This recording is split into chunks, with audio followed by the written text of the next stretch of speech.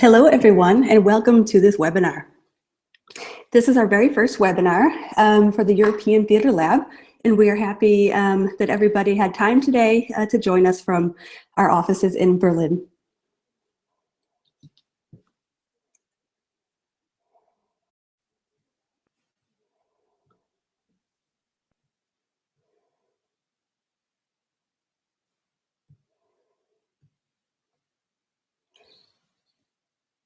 First of all, I just want to make sure everybody can hear me okay. This is our very first webinar, as I said, so yes, we just want to make sure that you all can understand as well. And it seems that we're all present and accounted for, so I will begin. My name is Amy Purdell, and I'm a communications consultant. I've worked with European Theatre Convention for a number of years. I also work with other cultural organizations as well as some larger corporations too. I advise organizations on how to use social media to effectively communicate with their audiences, which is why I'm here today. First of all, let's take a look at our agenda. So today I want to give you an overview of the most important social media channels. And then we'll discuss how to find your voice once you find those channels. Finally, we'll discuss a few key challenges that theaters faced and discuss a few organizational aspects and next steps. So first of all, before I get started, I want to give you a small refresher so that we know why we're here. This is a three-part series, and the whole idea of the series is to create a foundation for the project European Theatre Lab. The lab was initiated by the European Theatre Convention so that theaters and the wider creative sector could harness new digital tools to reach and communicate with new audiences. So the idea is to really provide training so that theaters can use these tools, many of which are available at very low cost or even are free, to reach new audiences. I should also note that the creative projects are definitely play a central role in the European Theatre Lab. However, we want to bring this creativity into the communications work as well. That's the reason that we're providing extra training. The idea is that all partners can improve the communications work at their own theaters using this project or the experimental nature of this project. And two, this project is really about state-of-the-art communications. So we want all project communications to reflect that too. Okay, and before I go on to the next two parts, I want to take a step back for a moment to consider the big picture. As we all know, we're living in a transformational era in terms of communications. We see this every day. For example, in our daily work, we create press releases. However, many of the things that we're used to producing aren't really speaking to our audiences anymore. And it is hard to keep up with this pace. That's why the lab wanted to create this training seminar so that we would learn how to use all the tools. So that's why we designed this webinar series in three parts. So today, as I said, we will cover the basics to ensure that we all have a good foundation. And then in the second part, we'll focus on storytelling. So that's really about using these tools for creativity. And then on the final webinar, we talk about nuts and bolts. How do we actually build and run a successful campaign? There are a lot of technical details, and we don't want to get bogged down in them today. So in the final seminar, we will look at things like how to use multiple channels, how to create an editorial calendar, how to coordinate with other departments, which is key. I'll also be discussing that later. How to do community management, divide tasks, and so on and so forth. There are many things that we'll be, that we will be discussing as time goes on. So that's why we will just focus on a few basic principles today. Okay, let's get started. First of all, I wanted to ask if anybody has ever seen this chart before.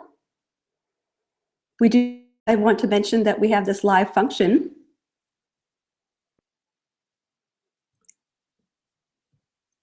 And as you notice on the bottom right, or excuse me, on the right-hand side, there is a box where you can put your questions. So if you have any, feel free to add them. Okay, so this, one moment, please. Yes, so this chart is a few years old and a few things have changed since then. For example, people aren't really using Foursquare or G+. However, the point of the chart is to show that every social media channel has one big strength. That's why this chart simplifies that and discusses them as if there were donuts. So if you take a quick look, you can see, okay, Twitter, I'm eating a hashtag donut. Facebook, I like donuts. Foursquare, this is where I eat donuts, and so on and so forth. The point of this chart is to show that you don't need to use all of these channels. The point is that you should carefully select only the channels that are really right for your organization. And then another point to this chart. It is pretty new. It's only about 2 or 3 years old. However, it is already out of date.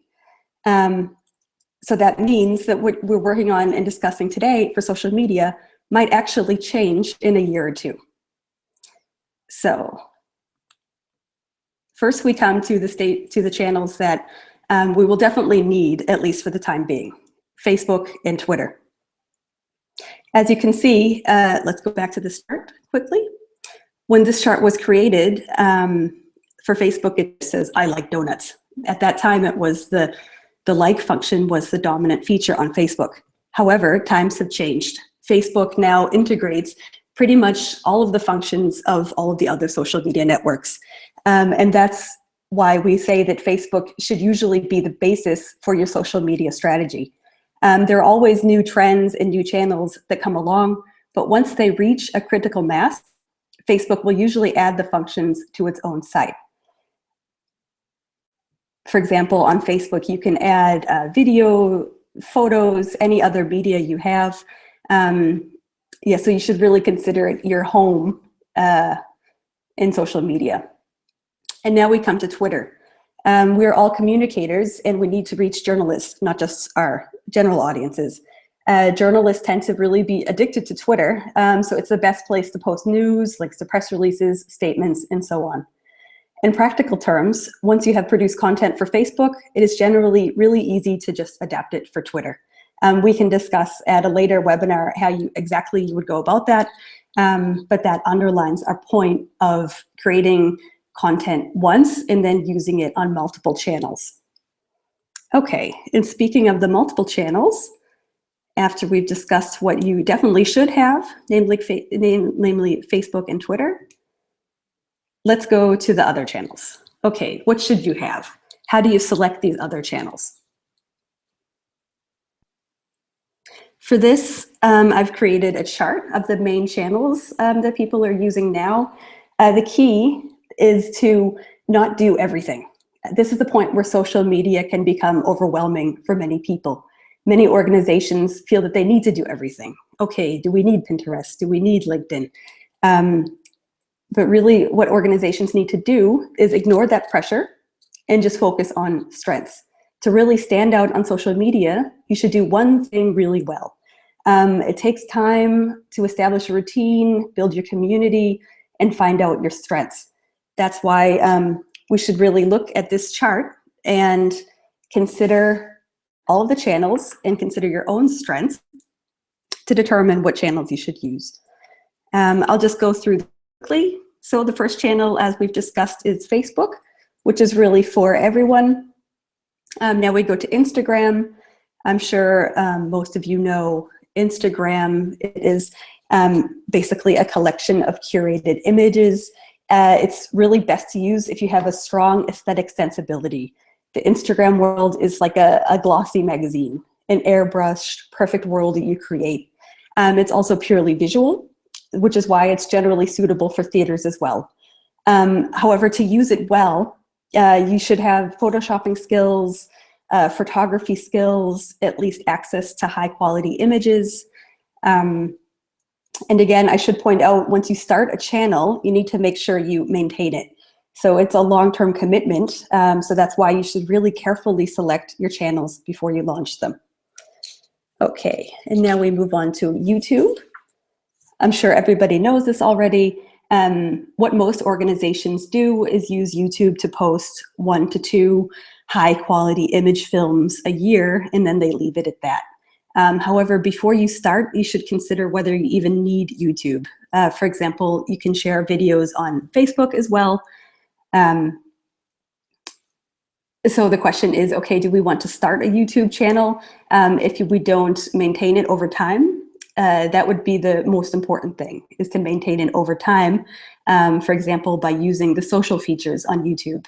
On YouTube, you can follow other channels, you can interact, like videos, and then it makes it look like you're more active. Okay, and then we have Pinterest. I'm sure most of you know Pinterest as well. It's a great place for curating images. Yeah, it's really about curating and collecting images, sharing albums. Just like Instagram, it's all about visuals, visual media. I would say it's useful if you like to do that anyway. Again, with all social media channels, it's always good to just see what you like to do anyway. Do you like to photograph? Do you like to collect pictures of certain kind of images around topics?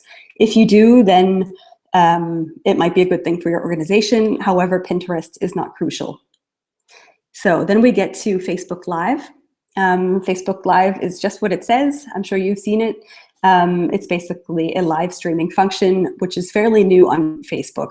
It's new, however, it really deserves a lot of attention. This could be game-changing for theaters because live streaming is generally a huge trend, and it is a major legal issue for the cultural sector as well.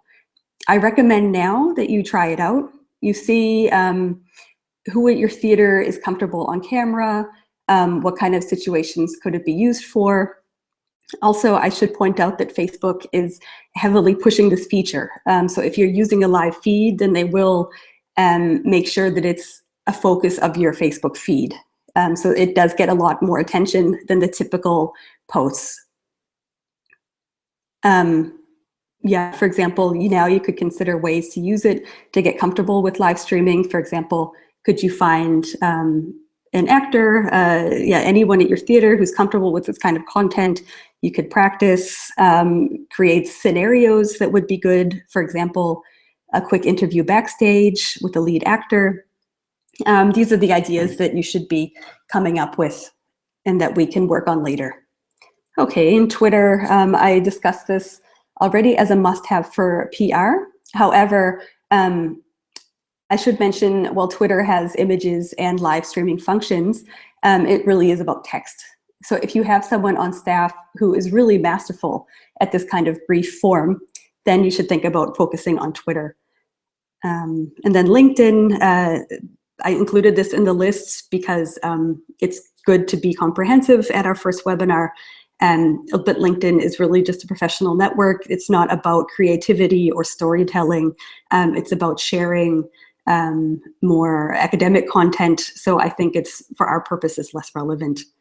And then I saved the most interesting channel for last, namely Snapchat. Snapchat is very new. I don't know if you've heard of it already. So I'll explain briefly what it's about. Snapchat is basically just a way to send short videos and photos to a select group of people, your friends or followers, and then the videos or content disappears after a certain amount of time. Snapchat is very, very important because it is, believe it or not, the primary social media channel for young people. We will cover it more in depth next time because it does offer a number of very innovative storytelling techniques and features. And due to its popularity, many people think it will actually be the next Facebook sometime. Okay, so are there any questions for now? I can see in the chat function that there aren't any questions. Okay, then I will move on.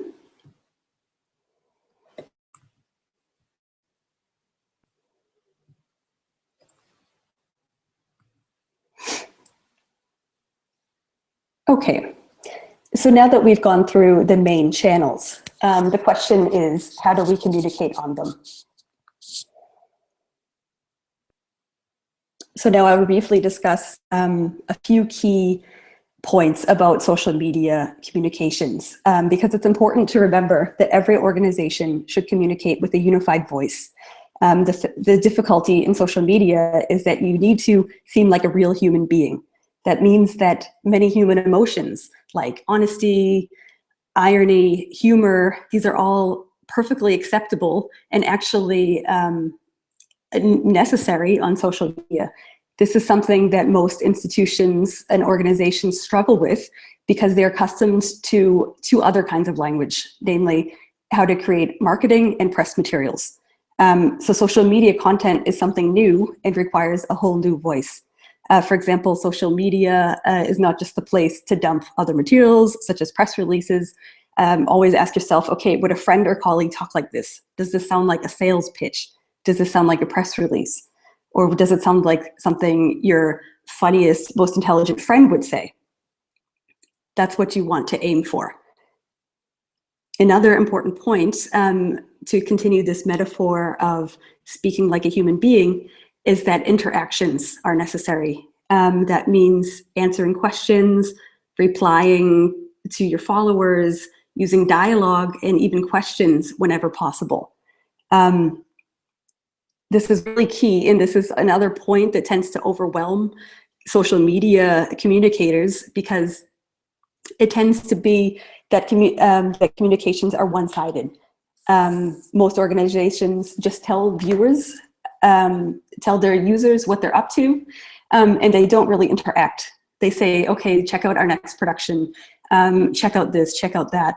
But they don't say, what do you think of that? They don't pose questions or invite interaction. And when people do comment, often the comments aren't answered. So then in that sense, the user will very quickly see that they can't use social media as a platform to communicate with the organization. That's why it is essential to even say, just have brief answers or even templates prepared. For example, someone says, that was a great performance yesterday. I really loved it. Just say thank you. Just show that a human being is working there. And then continue the this point, I will note that beyond the voice, the content that also really works on social media is content that engages or moves people. We're talking about using humor or pathos, or even making a bold statement. Anything that engages people is what is most effective. Okay. So now I want to just quickly connect the dots and sum up what we've discussed so far. So after we went through all of the channels, so what you want to do when you're creating social media and a social media strategy is to identify your channels. And then based on that, look at what your strengths are. See what you have available in your team. Okay, do we have people who can take beautiful pictures, or who have very strong Photoshop skills, or people who write really, really witty short statements for Twitter. Based on that, you can develop your content. And then as a third step, you need to schedule content in some kind of editorial calendar.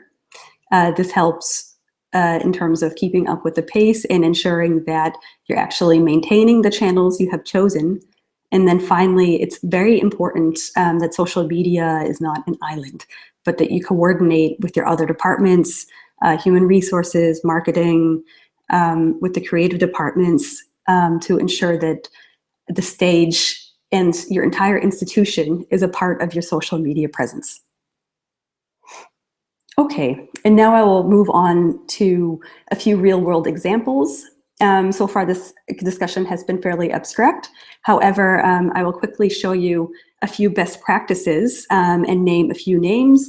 What I suggest is, since this is just a simple presentation, I suggest that you go back and take a look at a few best practice organizations, see what they're doing, and see why you like them. Here I've just picked out two as for quick example. One is National Theatre in London. They're very well known and they do a lot. They do have a very large team. However, if you look on their Facebook feed, for example, you can see that they have an identifiable voice. You can see that they make jokes, that they are alive and are not using a sort of wooden, stiff language. That's what makes them work, not just the fact that they have a big budget. Okay, and also here's another one I recommend. Again, it's another large organization, the Metropolitan Museum of Art. However, the reason I picked them is because they do a number of very innovative videos where you get a good behind the scenes look. And so in this case, yes, producing high quality videos is expensive, but it's also about identifying the stories that work for people. For example, the Met has a Museum of Medieval Art. It's called the Cloisters, and they made a 360-degree video in the Cloisters building. And this was shared something like 100,000 times on Facebook. So it was just very interesting to get this behind the scenes look. So again, what I recommend is that you just identify or look at people who are producing good social media campaigns. Just look, take it in your free time, just see what they do, see what you like, and try to incorporate that into your own work. Okay, and now we're coming to one aspect that is important to address, namely challenges. Challenges facing theater and all organizations on social media. I work with a variety of organizations, some very big organizations, some very small organizations. And I just want to mention that social media is difficult for everybody. It requires time. Money is often an issue, except I want to mention that money is not the solution. Some organizations basically throw a lot of money and you develop these gigantic social media teams. However, they don't have a coherent voice. They don't work to identify the good stories. They still don't understand what kind of language is used on social media. They still communicate as corporations. Or for example, they try to create viral videos, which are very expensive. And then it's, at the end of the day, if the story is not interesting, then it's just a waste of money. Again, this is part of the problem that with such such a large amount of new trends that many organizations struggle to keep up. And lastly, organizational structures are very important. We'll discuss this more in depth in our final webinar because social media, whoever is doing social media has to work with the other parts of the organization too. Often it's a top-down approach. That means to really speak freely, you have to work with the director, ensure that there are guidelines in place, ensure that everyone's on board with the social media strategy, and so on and so forth. I do also want to mention that this is a major opportunity for theaters because theater is the place where storytelling can thrive. And the idea is that we have to use these new tools to bring storytelling into social media as well. Okay. So now we're moving on to a few details about the project organization. We want to give you a short progress update on European Theatre Lab. First of all, I'm sure most of you have received our logos. So logo and corporate design are already finished, and we are now hard at work on the website. Just so you know, we are using a WordPress template. We decided to do this because it allows more flexibility and lets the site develop over time. The site will be launched in February, and the social media channels will be launched in March. The goal is to have an established presence already online and with a pool of content by the time the project is officially launched at the GA in April. Okay, and now we come to the fine print, expectations. As you can see, we need you. We told you what we're working on, and now we also need your help to get there. This is a collaborative project, and we wanted to discuss today a few of the expectations. ETL is really designed to be a platform for all partners. That's why all partners can help contribute to social media. So we had an idea how to best integrate all of the theaters. So in social media, there's this trend, which you may have seen already, where you can take over somebody's social media account, such as a company or an organization. You often see this in the corporate world where, let's say, a well-known influencer will take over their accounts, the account of a corporation, and then that provides them with an opportunity to advertise their own projects and to really bring their own personality and flair into someone else's account. So our idea was to use this for ETL. The idea is that each theater can take over our account in the run-up to your event, such as an open lab or conference. This way, each partner has a chance to be in the spotlight, and it allows everybody to plan ahead. This, and just so there are no misunderstandings later on, when you take over our accounts, we will also coordinate with you and take care of the technical end of things to make it easier. So after today, we want to send out a schedule and ask for your feedback or approval to get this process started. So, and then the next point is monitoring. I wanted to briefly mention monitoring because that's a very important point in our communications work. We will discuss it more in depth when we talk about the nuts and bolts, but I want to mention it now so that you know what to expect. This is, of course, an EU-funded project, so it's important that we pay attention to all numbers possible. ETL is working with Marie Lesord from On the Move, who is a specialist and really has expertise in tracking the success of projects. So later on, you will get more information to make sure that your statistics are included in project monitoring. So, and now that we're almost done with the first part, I want to discuss the next steps. First off is a very urgent issue, images. As you probably know, content nowadays, especially online content, is visual. So we really need more visuals. We want to make sure that all partners really use ETL as a platform. And so that's why we're requesting that you send us visuals that we can use on social media and especially our website.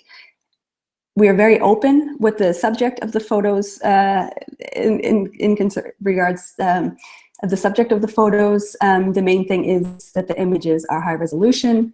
Ideally, the images should show something from the theater, from the creative work, maybe something to do with technology. As I said, we're very open.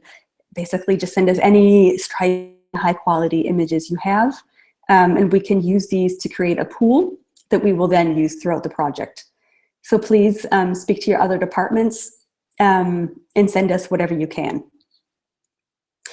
So, and that's the most urgent task. We ask you to do that as soon as possible so we can really incorporate the images into our own work.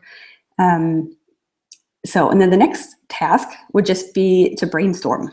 Just brainstorm story ideas, because in the next webinar, we will discuss the storytelling tools on social media more in depth. So it's best if you come up with ideas now. For example, a Facebook Live interview with an actor, a look behind the scenes that you create with a Snapchat story or with an Instagram story. Also think about your own strengths and ask around in your own team, in other departments, find out who is maybe ready to participate in social media, who, for example, takes great pictures, they can add their pictures. Yeah, so just basically ask around to make sure that social media doesn't exist in an island. And finally, we will send, as discussed, the schedule. And so it would be a great thing if you could agree to the schedule so we can start executing that. And then finally, before we conclude the first part of the webinar, we want to show you one more thing. So the pressure is on. Most of you know this chart already from our project description. It breaks down how we will use the communications outreach to reach 1 million contacts. As I said at the beginning, ETL gives communicators an opportunity to learn new skills, gain new followers for their own theaters, and become more confident and proficient with social media. The idea is that you can use these skills in your everyday work. So as you can see, the pressure is on in a good way. Yeah, we need to ensure that we really do achieve, for example, 100,000 likes on Facebook. Yeah, and that we create high quality, compelling content, and that we do this together so that the project is a success. So that concludes the first part of the project. And now I see here in the chat box, if anybody has a question, please submit a question. There's also a brief delay sometimes with Google, with live broadcasts.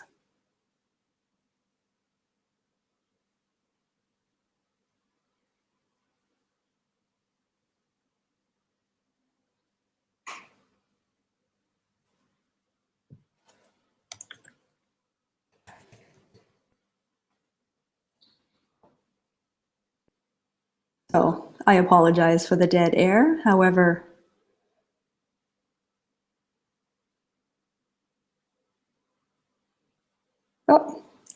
Theater Dortmund piped in to say no questions here. Thanks.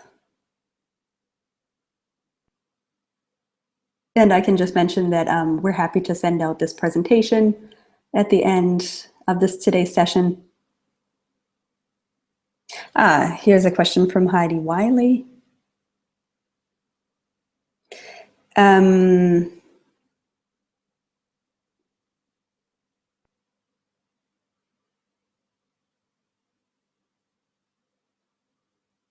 Okay, Heidi is asking if I could elaborate a bit more on how we can reach followers. So the idea, that's a very good question, Heidi, thank you. So for ETL, the home on social media will be the ETL channels. As I said, we will launch them in March. However, we will really use the social functions.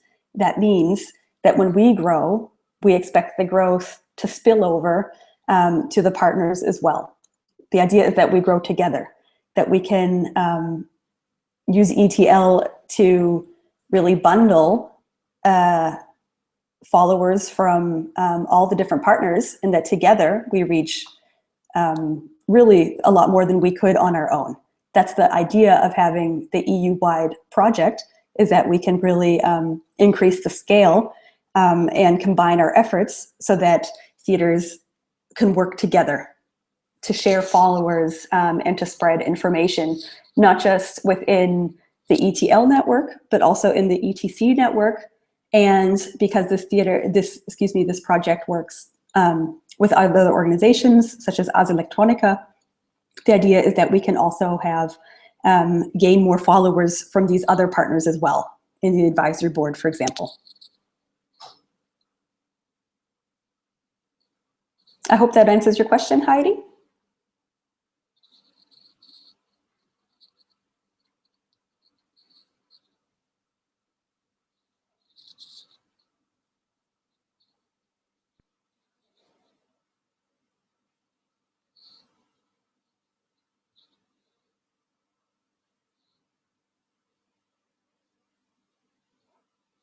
Again, I apologize if there's a pause. Sometimes there is a lag when you're doing these live presentations.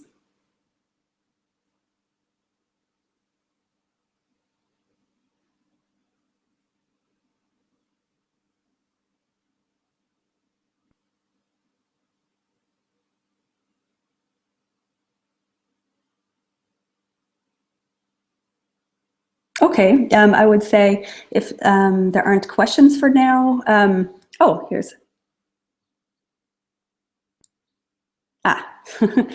great, thank you, Heidi, for your input. One thing I should mention is if you have no questions, feel free to, okay, Theater Dortmund has a question.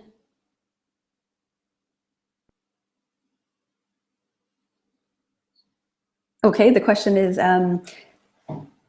about taking over the account. I will explain this a little more in depth.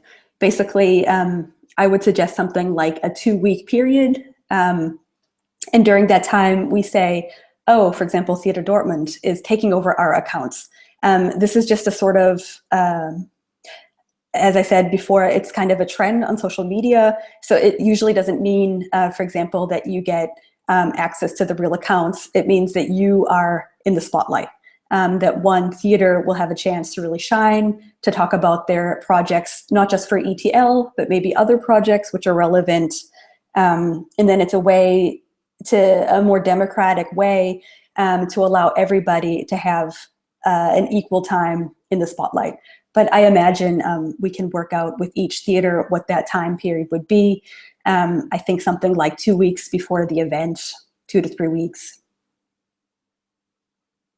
I think it's flexible. The idea is to make sure that that there are a number of posts to see for the idea is that our regular followers should be able to see, oh, Theater Dortmund, they've taken it over. Now I get to learn a bit more about that theater.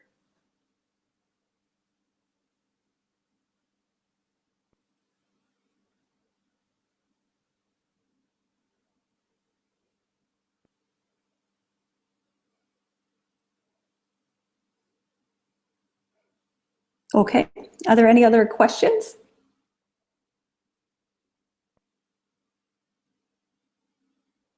Thank you, Theater Dortmund. Yes, and as I said, this is the sort of takeover, the idea of taking over an account is something you see on social media. I can look up a few examples so you can see how that is. By doing this, as I said, it's not just about giving each partner a chance to be in the spotlight. It's also about showing that we know about what other people are doing on social media. As I said before, social media is really about acting like a real human being in a community. So as part of this community, it's important that we see what everyone else is doing, that we show an awareness of trends. And taking over an account is a good way to do both of these things.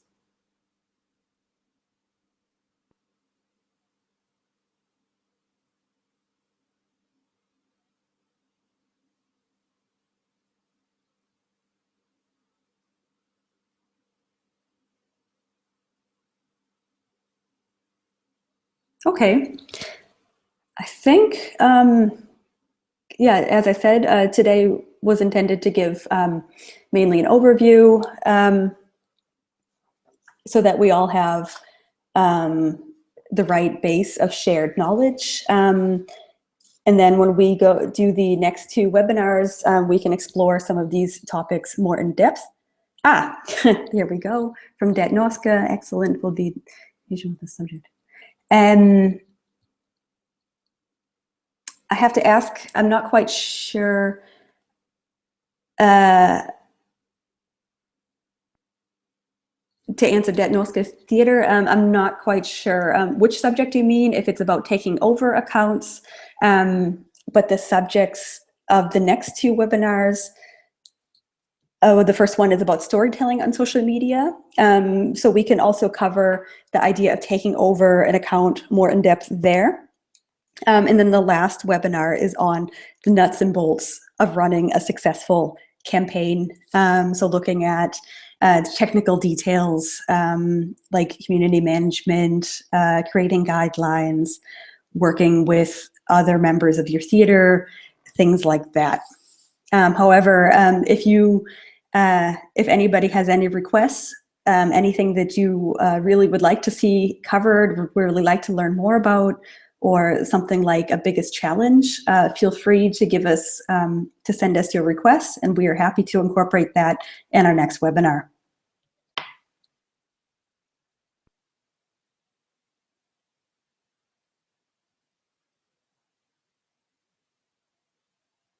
Okay. Well, I think if there aren't, oh.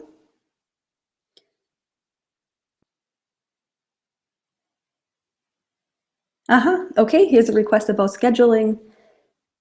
Earlier, and this one was, yes, of course, yes. We're happy to take that into consideration. We haven't, okay, I'm sorry you got the invitation late. I believe, I'll have to check with Mon, but I believe they were sent out a bit earlier, but sometimes it takes a while for invitations to land on the right person's desk. However, we're happy to send out, yes. We're happy to send out a doodle where you can basically submit your preference for the next 2 webinars. Ideally, we would like to do the next 2 webinars before summer break begins, because, as I said, this is really a 3-part series, and yeah, we all want to get started and learn as much as we can, as quickly as we can, if possible. Yes, so definitely by the summer, we should do it.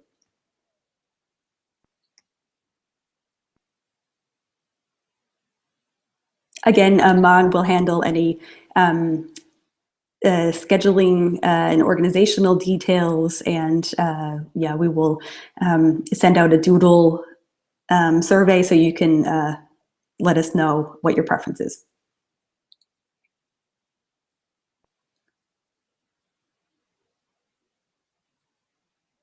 Okay, then I will, it seems that there aren't any more questions. So as I said, in terms of next steps, what we'll do is send you a proposed schedule so that everybody can coordinate and give feedback on when they want to take over the accounts. We'll send out the schedule. We can also send out this presentation. This webinar will also be archived at a later date on our website, so you can watch it if you didn't get a chance today. And other than that, as I said, images, we really need images, so please send us any images that you have and help us yeah, shape and design our own social media outreach for ETL. Yeah, and I'll wrap things up. Then thank you again for joining us at our very first webinar. Yeah, I hope that you all learned something and have something, a little bit of homework, so to speak, in terms of finding images and talking to other members of your theaters to see who can contribute to future social media content, and who can come up with some ideas. And we look forward to our next webinar. Thank you, everybody, and have a great day.